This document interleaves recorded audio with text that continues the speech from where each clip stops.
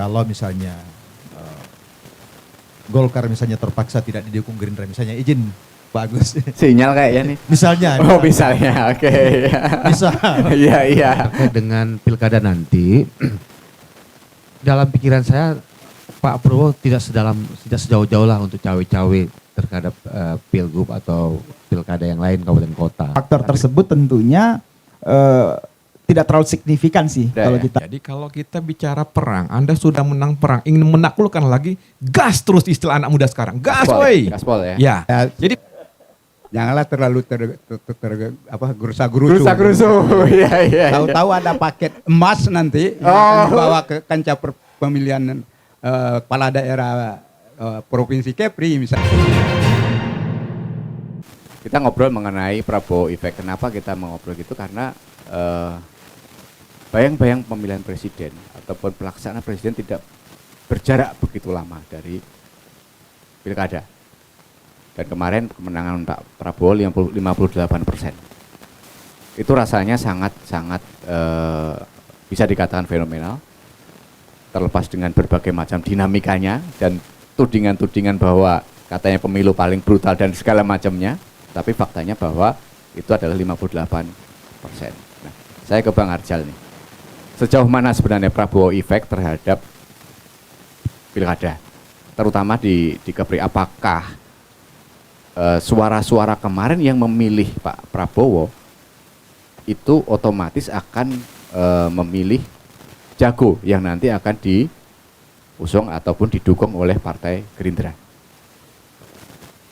Baik, Mas Agus, kalau harapan sih ya tentu kita ingin ya ada efek yang signifikan, tapi secara otomatis tentu sulit. Sulit ya? Sulit, karena kan sampai saat ini juga teman-teman koalisi ini kan masing-masing juga akan punya figur, dan tentu kita itu menghargai ya. Misalnya, kalau misalnya Golkar misalnya terpaksa tidak didukung Gerindra, misalnya izin bagus. Sinyal kayaknya nih. Misalnya. Oh misalnya, oke. Bisa. Iya, iya. Misalnya, atau tidak bersama dengan Demokrat, lalu memilih dengan PKS. Oke, itu kan realitas politik. Betul. Dan tentu kita sudah bisa menyimak dan membaca bahwa ya sulit Golkar dengan pemilih Golkar atau kader Golkar dengan Demokrat mendukung kami, kan seperti itu. Itu realitas seperti itu. Jadi kan ini kan ada, tadi kita bincang secara ini, ada 38 misalnya gubernur seluruh Indonesia. Terus 560-an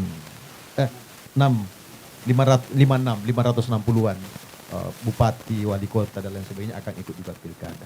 Itu kan sulit simultan ke sana mas seperti itu.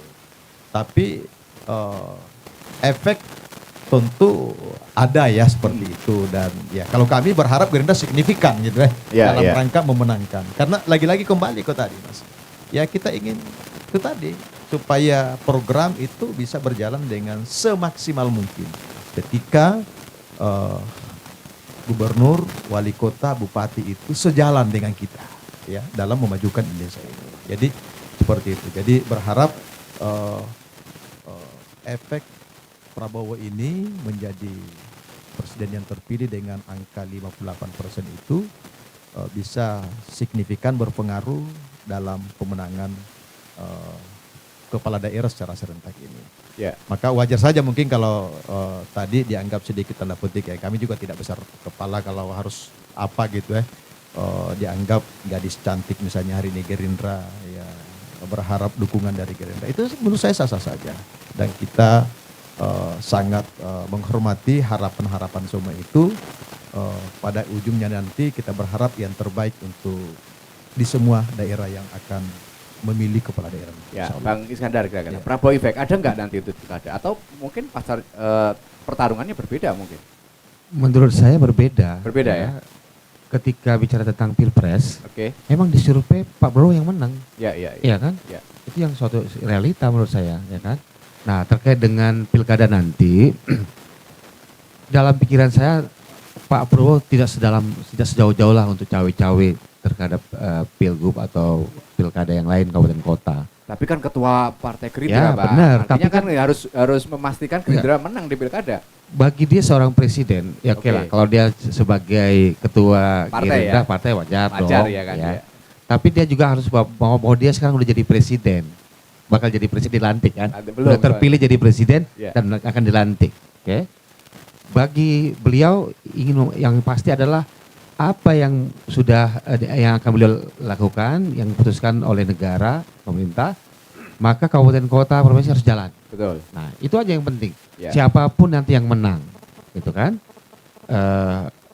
Jadi jangan, saya yakin itu nggak akan terlalu cawe-cawe terlalu dalam gitu, ya. Ya kan tanding bisa menang bisa kalah, Betul. ya kan gitu. Dan kita juga harus rasional. Tadi saya bilang kami di PKS ya, ketika memilih kandidat sebagai calon kepala daerah, yang salah satu menjadi ukuran kami adalah elektabilitas. Ya, Karena kita mau ngusung, mau dukung kan pingin menang. Betul. Kalau kalah mau ngapain? Gitu. Walaupun mungkin dari sisi finance dia kuat bikin logistik, tapi kalau memang itu nggak ini juga gitu. Ya, artinya apakah pemilih Prabowo waktu kemarin di Pilpres itu juga akan memilih jago yang diusung oleh Gerindra atau didukung oleh Gerindra? Itu di situ persoalannya. Saya pikir tidak semua. Tidak semua ya? Saya Tidak kira semua tidak ya? semua ya. Karena tadi ketika kandidat daerah mereka sudah bergaul kan. Oke, ya bergaul semuanya, berinteraksi. Saya yakin nggak linear seperti itu. Linear, orang ya? yang akan efek Prabowo itu akan juga pilih ke pilkada nanti. Artinya peluang PKS kalau nanti memajukan masih ada peluang menang maksudnya. Iya, itu maksud saya. Biar kami biar jadi wakil lah kalau minimal kan. Mau si A, si B, si C enggak masalah gitu. Iya, baik. Pak Rion, gimana responnya? Ya memang kalau berpengaruh ya ada tapi ya? Kita yakin tidak signifikan. Ya. Berbeda memang dengan mungkin pileg ya, apalagi dia sejalan efek ekor jas itu luar biasa pengaruhnya. Tapi untuk di pilkada walaupun memang jaraknya sangat singkat, tapi tentu ada figur daerah yang memang juga menjadi champion-champion lokal yang diharapkan oleh masyarakat. Lebih kuat di sananya faktornya. Iya, tentu pilkada ini bicara figur itu sangat kuat. Ya. Walaupun ya bicara figur akhirnya berdampak dari figur yang kuat ini larinya ke elektabilitas. Ya kan? Nah, di luar dari isi tas dan hal-hal yang lainnya ya seperti itu. Artinya memang dikarenakan faktor tersebut tentunya tidak terlalu signifikan sih kalau kita rasa ya, walaupun ada, itu pasti ada orang-orang yang memang sudah sangat cinta sekali misalnya loyalis, ya walaupun dia tidak menjadi kader Gerindra tapi dia lihat di situ ada Pak Prabowo mungkin akan ke sana ya seperti itu. Tapi mayoritas saya yakin di posisi yang memang masih melihat figur daerah yang siapa yang bisa majukan daerah. Mungkin begitu sih kalau. Ya, jadi lebih kekuatannya pada tetap sosok daerahnya ya. Oh ya, lokal champion pasti. Lokal champion masih ada. Ya. Pak Ustar gimana Pak Ustar? Kalau hendak melakukan paralisasi politik seperti yang kita bincangkan dan banyak orang bincangkan, saya rasa ya bukan nggak bisa ya, tapi agak alot, sulit itu. Tapi pada tingkat kebijakan nggak masalah, karena yang memberikan kebijakan misalnya makan apa tadi? Makan siang, makan bergizi kan? Makan siang gratis. Iya. Itu sudah di wilayah eksekutif yang dilakukan dengan turunnya kebijakan-kebijakan. Nah, pertanyaannya kalau mau menseragamkan kebijakan, kembalikah kita ke GBHN? Nah, ini saya justru melihat akan ada semacam apa ya? Mau dibilang GBHN udah lama kita lupakan, akan membentuk yang baru apa namanya gitu. Kalau seandainya mau kita wujudkan kebijakan yang ideal pada tingkat eksekutif. Saya rasa begitu. Pada tingkat politis, dari 456 kalau nggak salah, saya kabupaten kota memiliki kepala daerah sedemikian rupa, 38 provinsi ya, akan diseragamkan. Ya pertama di mana letaknya nanti demokrasi. Ya, betul. Nah ini spekulasi pemikiran saja. Ya, yang Prabowo efek kira-kira ada pengaruh nanti? Ada. Ada ya? Saya rasa ada, karena kecenderungan pemilih itu akan berpihak pada yang menang. Ya, ya. Nah, tapi seberapa jauh ya mari kita sama-sama ukur karena ini menjadi nuansa ataupun era baru di dalam politik demokrasi kita. Ya, artinya masih belum bisa dikatakan bahwa calon yang akan didukung oleh Gerindra, dalam hal ini ada Pak Prabowo di sana, itu prosentase kemenangannya akan lebih besar, belum seperti itu. Belum otomatis bisa, ya? Belum otomatis seperti itu. Ya. Bang, gimana Bang? Dari akademisi ini bisa jadi menarik bisa jadi tesis baru ini. Ya, karena tadi sudah dimulai sama moderator, ya asumsi kami pasti ada. Ada ya. Jadi kalau kita bicara perang, Anda sudah menang perang, ingin menaklukkan lagi, gas terus istilah anak muda sekarang. Gas woi. Gaspol ya. Ya.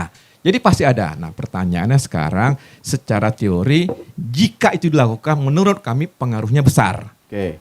Artinya terpulang dari Pak Prabowo dan mesin Gerindra. Dan koalisinya barangkali jika sepakat seperti itu. Tapi minimal dari Gerindranya Mas Agus. Ya gas aja terus. Sayur adalah bagian dari gas. Itu menurut saya. Dan itu akan Prabowo efek menurut saya akan lebih bergulir nanti. Ya. Secara teori loh ya. Ya. Nah ini yang kedua nih. Karena Mas Agus sudah ngomong gitu, memang kami sudah kepikiran yang di Visipol mengadakan survei Prabowo efek. Jadi bukan promosi nih Bang. Iya, tapi ini objektif. Kita ingin melihat bagaimana pengaruh Prabowo efek terhadap pilkada. Betul. Sudah kepikiran kemarin-kemarin. Jadi kalau sing-sing nanti boleh lah. Ya. Kita juga ingin melihat, kan menarik juga ya. Ini presiden terpilih seperti apa. Ini kan bagian dari pengkajian saintifik ya. Betul. Kita nggak titipan tapi ingin melihat. Tapi seperti itu tadi, menurut kami ada. Makanya kami tertarik itu ingin menjadikan survei nanti Mas Agus. Terima kasih. Ya, irisannya dengan kekuatan partai seperti mana? Sebenarnya pemilih Prabowo atau loyalitas Prabowo dengan pemilih partai. Karena harusnya ada irisan di situ. Itu bisa dipilah. Iya, itu nanti banyak indikatornya lah ya, yang akan kita tanyakan ya. Tapi paling tidak figur Pak Prabowo itu akan dominan. Bagaimana apakah nanti, apalagi yang jelas figur Pak Prabowo tentu nanti berkaitan erat dengan mesin politik Gerindra, siapa yang diusung di daerah tentu. Tapi yang masih kami mulai indikator terkuat itu tadi, apakah figur Pak Prabowo dan mesin Gerindra ini adalah yang menentukan Prabowo efek. Siapapun nanti, apakah mereka mencalonkan diri sendiri, Gerindra mencalonkan atau Gerindra mendukung calon tersebut. Kira-kira gitu Mas Agus. Belum bisa saya katakan belum terbukti, tapi ingin melakukan itu. Sinyal itu harus ada. Betul. Sinyal dari figur Pak Prabowo-nya benar. Misalnya 3 calon ini, katakan kita bicara 3 calon, meskipun Pak Yan Fitri belum declare secara terbuka ya, karena mereka Pak Yan juga masih menjabat.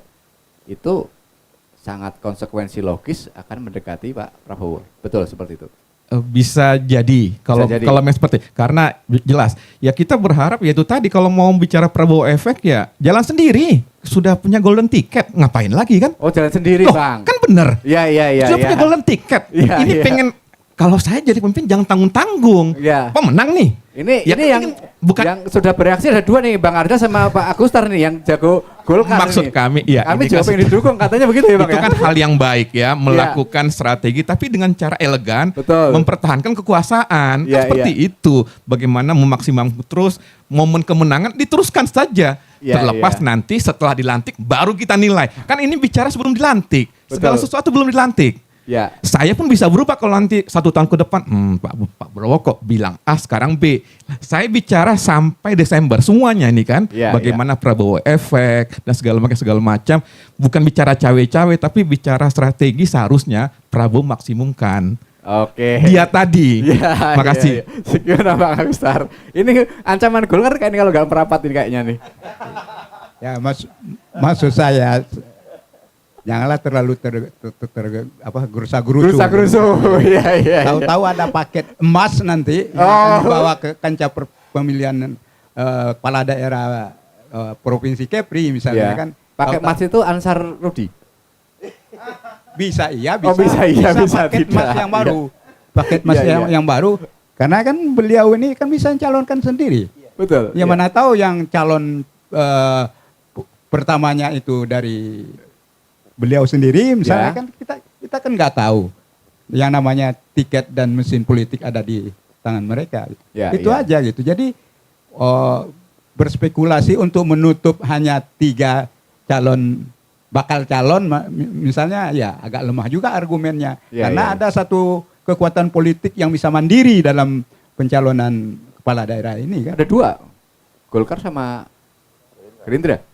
Artinya peluang bisa 2 fix udah, mungkin gabungan dengan partai atau paket baru gitu, poros baru. Nah, paket baru. Itu mungkin terjadi kecuali tidak bisa mencalonkan sendiri kepala daerah. Ya, betul. Kecuali itu aja. Ya,